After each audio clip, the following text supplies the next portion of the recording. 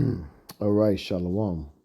Kohalo Yahweh Bahashem Yahweh Shai Bahashem Rekah HaKradash. Shalom. Salutations and double honors to the elder apostles of Great Millstone, while I continue to learn this 100% truth from Yahweh Shem Yahweh Shai Barak Thumb. Shalom to the elder bishops and the elders, the prophets, the teachers, and evangelists also of Great Millstone, while I continue to learn this 100% truth from Yahweh Shem Yahweh Shai Barak Thumb. And last but not least, shalom to the speckled bird, the confused space, the Akim and Aqua, the Akim on the highways and byways, and last but not least, the elect.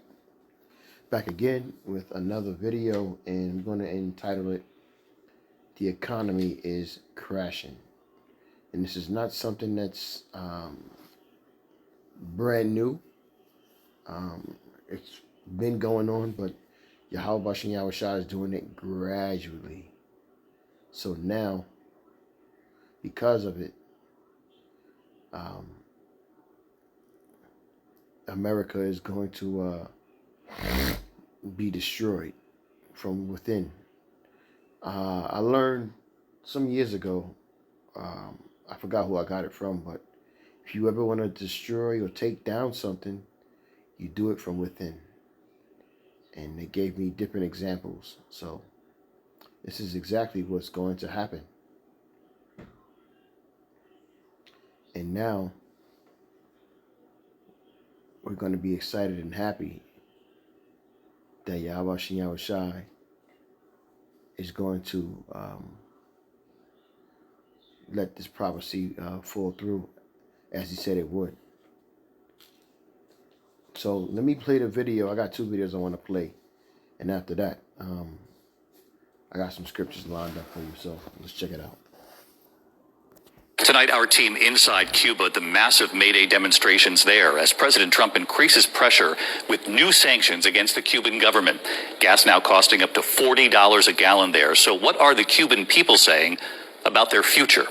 Matt Rivers in Havana for us.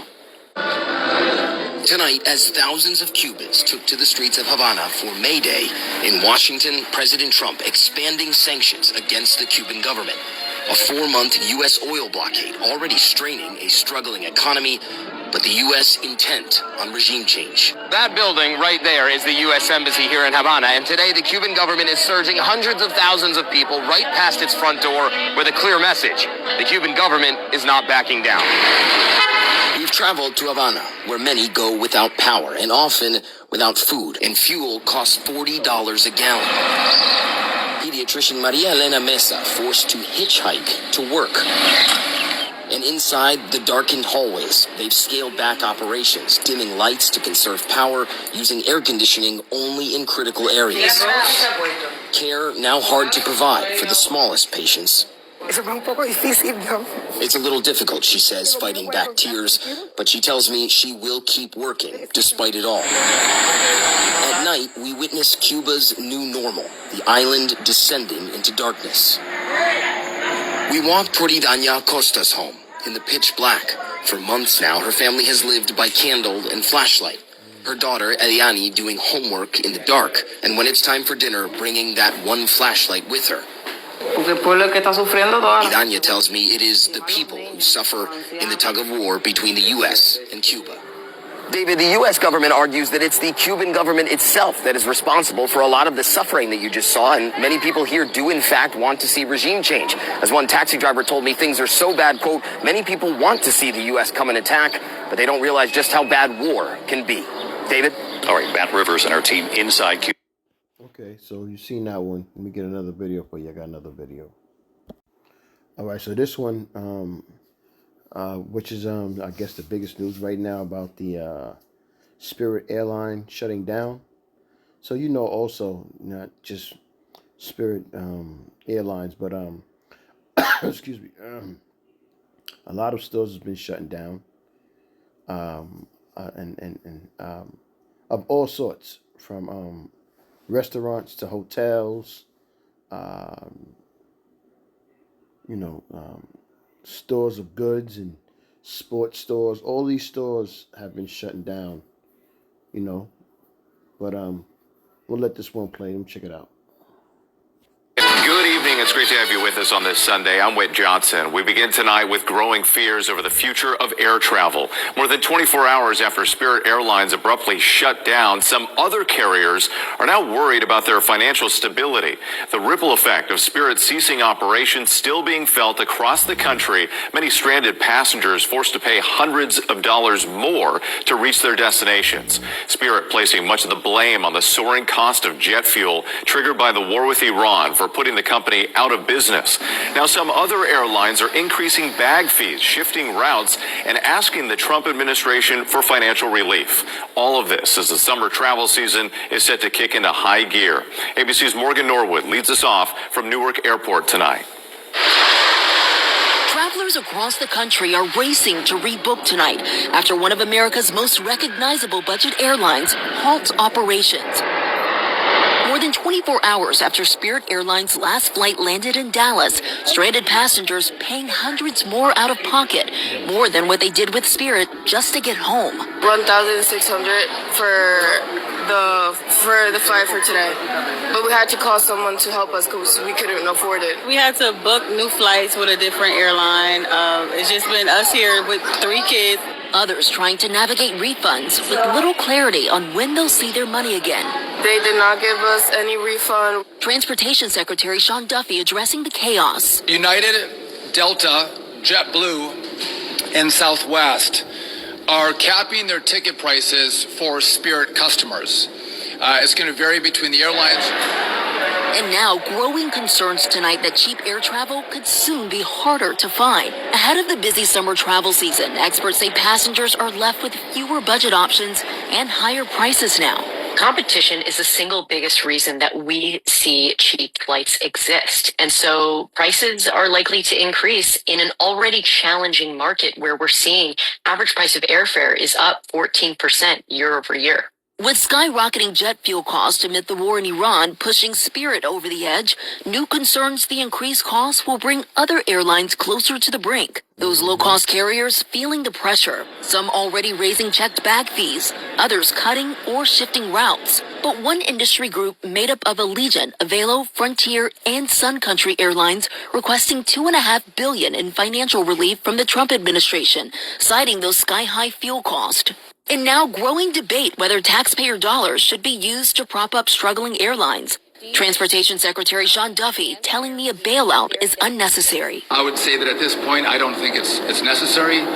They do have access to cash.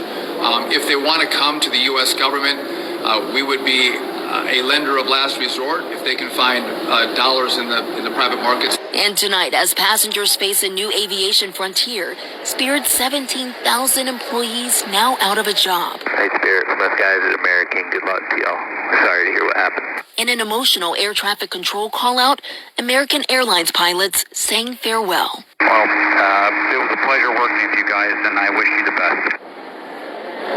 And we are... Yeah, so, you know what I mean? You know, a ball, you know what I'm saying? This is James 5:1. I'm going to start at the top. And it reads, "Go to now, ye rich men, weep and howl for your miseries that shall come upon you. Your riches are corrupted, and your garments are moth-eaten. Ooh.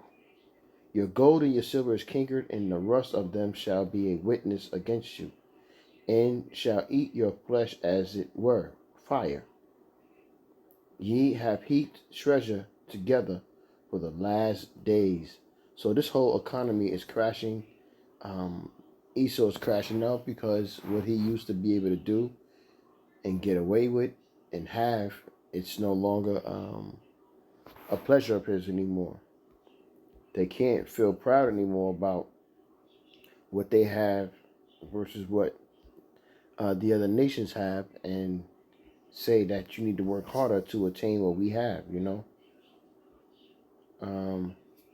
And, you know, this money we're going into, they're crashing the system ultimately because they want to bring in a digital currency, right? So, you know, all of these things that are happening is to, you know, as far as what's going on with the economy, is to crash it and to bring it down so they can give you that new world order. All right, there's a video. I think I was on TikTok. I was just watching. So I think it was on TikTok, but the thing is that they're going to. It's been passed in rule. Matter of fact, let me see if I can find it real quick. But let me get a scripture real quick. Hold on. Ezekiel 7:19. They shall cast their silver in the streets, and their gold shall be removed. Their silver and their gold shall not be able to deliver them in the day of the wrath of the Lord. They shall not satisfy their souls, neither fill their bowels, because it is the stumbling block of their iniquity, meaning their sin. Let me see if I can find this other video. So man, Esau's moving, man. He's trying to shut things down. Let me let this video play real quick. I'm going to check this out.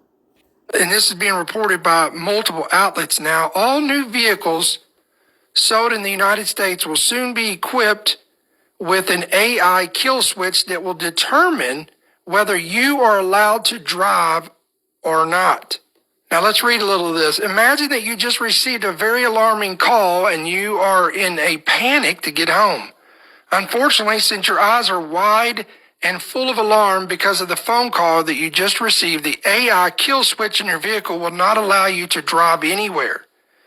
This is not a scenario which may or may not happen someday. This is already federal law. All right, here we go. Check it out. Mr. Massey and the member opposed each will control 5 minutes.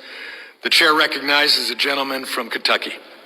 Mr. Chair, I rise in support of our amendment. This is co-sponsored by Mr. Perry from Pennsylvania and Mr. Roy from Texas. And I regret that we have to offer this amendment. What I'm going to describe will probably sound like a bad science fiction movie, but that's what's written into law. Right now in law, that's going to be implemented it says for 2026 and beyond. Now the reality. Before I continue that, I have another scripture I want to bring out. Isaiah 19:15. Neither shall they be any work for Egypt. This is synonymous with Babylon, America, which the head or tail, branch or rush may do. In that day shall Egypt be like unto women. It shall be afraid and fear because of the shaking of the hand of the Lord of hosts, which he shaketh over it. And this is what's going on with you Edomites. And you Jake, some of you Jake too. You know what I mean? A lot of you Jake too, you are caught in the whirlwind of what's about to happen out here. And there's nothing that you can do about it because you're on the wrong side. Yahweh Shem Yahushua is lining you up along with the rest of the world for destruction. Okay? There's nothing nobody can do. They got these cars out here that pretty much you're not going to have control over nothing. And like you said, you're not going to be able to control anything, and you're going to be happy. Is the technology doesn't exist, but that doesn't keep legislators from imagining things that they would like to do to infringe on civil liberties. But there is a law that states that every vehicle manufactured is going to have a kill switch in it. Wow. The car itself will monitor your driving. And if the car thinks that you're not doing a good job driving, it will disable itself.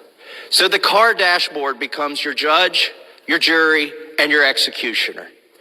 Imagine this. We got a snowstorm coming. A mom takes her kids out. They're going to the grocery store. It's snowing. They're trying to get some groceries before the big storm hits. She swerves for a pothole. The neighbor's pet gets in the way, swerves for that. A first responder goes by. She pulls over. Her car says, "You got one more swerve, and then we're going to ground you." There it is. The next thing, she has to avoid an icy patch in the road. The car has adjudicated her as unsuitable for driving.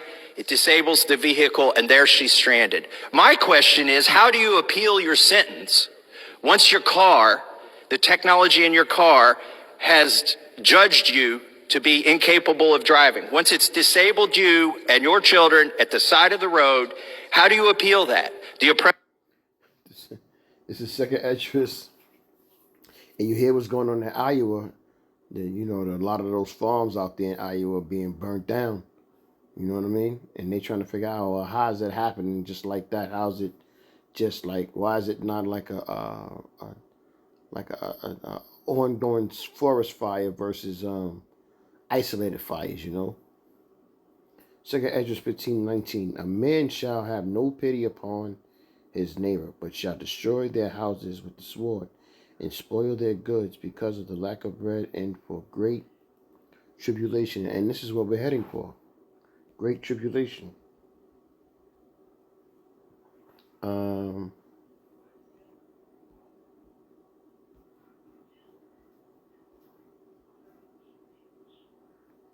me just continue.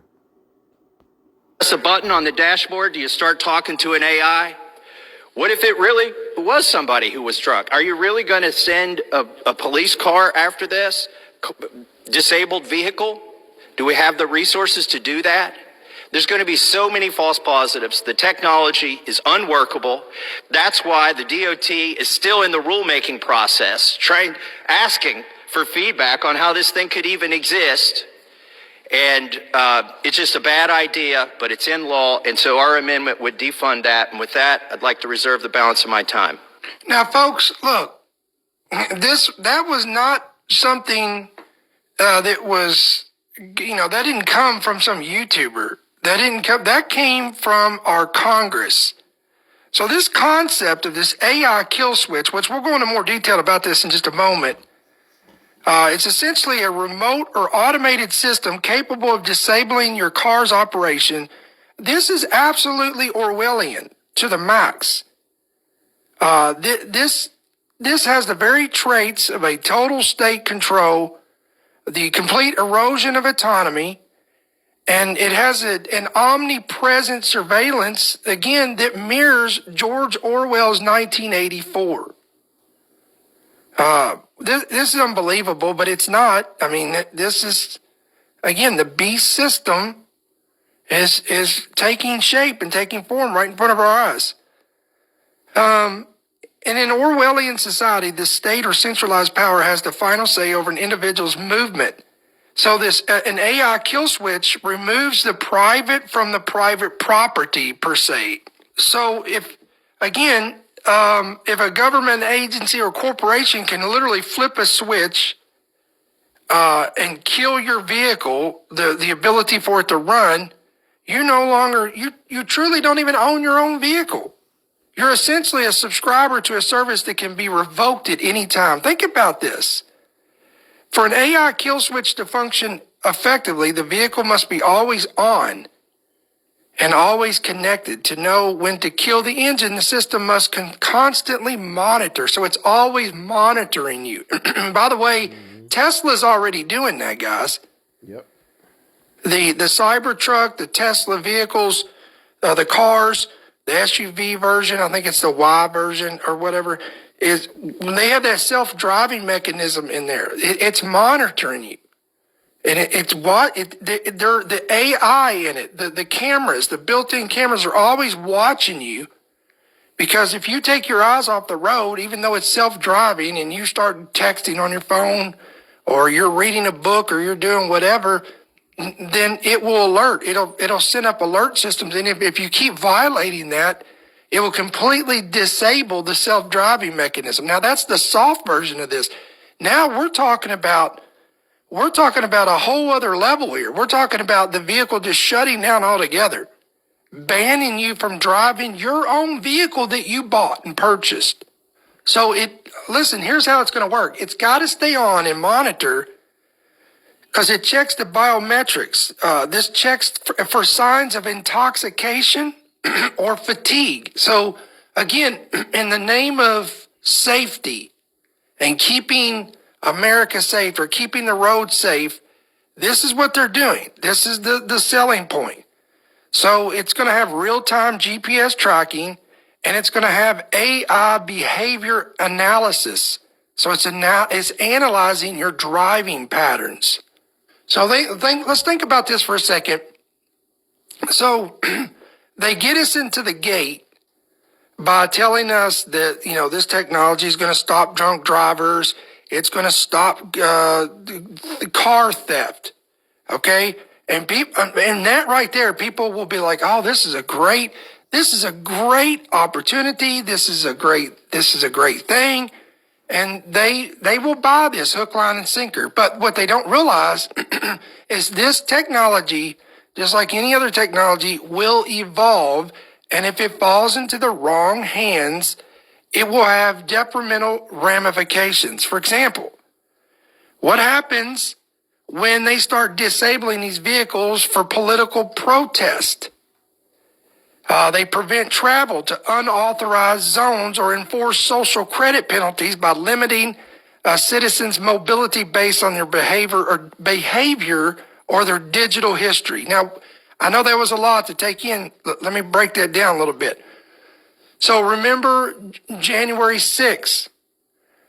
All those individuals that was in proximity, whether they were involved or not, if they were in the wrong place at the wrong time, you had all these cameras and you had this sophisticated satellite technology that were able to pinpoint these individuals and their presence. And many of those individuals lost their jobs, lost their careers. They lost everything because they were at the wrong place at the wrong time. No, you're in the right place at the right time. Because Yahweh Shem Yahushua, that's where he wanted you to be. This is Ezekiel 5:16. When I shall send upon them the evil arrows of famine, which shall be for their destruction, and which I will send to destroy you, and I will increase the famine upon you, and will break your staff of bread. And that's what's coming to America, man. That's what's coming exactly here, man. Now, what's going to happen if, again, this technology falls into the wrong hands and they determine your political affiliation is a threat to them? Or somehow... Who's he talking about? Talking about the Israelites. Really, he's talking about the elect.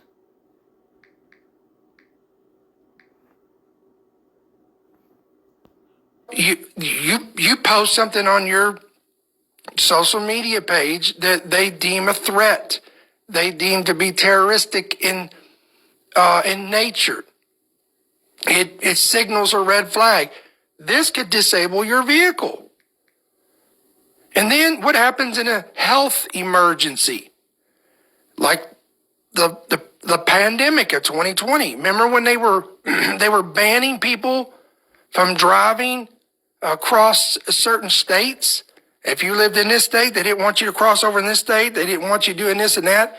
Well, hello, this is something that these people would drool over. They would love to have this technology in place. Because then they can, under a health emergency, they could just flip this kill switch and you're not going anywhere. And then the social credit scoring. This is something that's been in place for a while. And these companies they're scoring citizens based on their stance of the environment, based on, again, political affiliations, all these things that they deem, they want you to check all the boxes. And if you don't, then there is penalties that come with this. So this is what this is talking about. And think about this. All of this technology, guys, has to rely on a centralized power structure. So what happens if a central server is hacked or suffers some type of glitch, it goes down, then you've got literally millions of citizens that could end up completely paralyzed in traffic. You could shut down a whole entire nation if a foreign actor was to hack into this system that we're talking about here. I don't see any good coming out of this at all. Now, as of right now, automakers are arguing that the technology still is not ready because it makes way too many mistakes. Some drivers just naturally have eye or head movements that make them appear to be impaired in some way. Of course, others are extremely upset about this dystopian law because of how extremely intrusive it really is. And this is being reported by multiple outlets now. All new vehicles sold in the United States will soon be... I got one more One more scripture, Revelation 13:16. It reads, He causeth all, both small and great, and rich and poor, free and bond, to receive a mark in their right hand or in their foreheads, and that no man may buy or sell, save he that had the mark, or the name of the beast, or the number of the name. Here is wisdom. Let him that understandeth count the number of the beast, for it is the number of a man, and his number is 666, and that is the devil, which we speak about, who is starting with Esau, the so-called white man, and you other heathen nations. Okay, so just be understanding that yes, this economy is crashing, and everything that was of value is going with it, and now it's time. It's the day of the Lord we're waiting on, Yahweh and Yahushua to come. All right. I'm about to tell you edify with that. Kohalo Yahweh Ba'Hashem Yahushai Ba'Hashem Kakradash. Shalom to the Shalom salutations again. Double honors to the elder apostle GMS on down, and shalom to your elect. Shalom.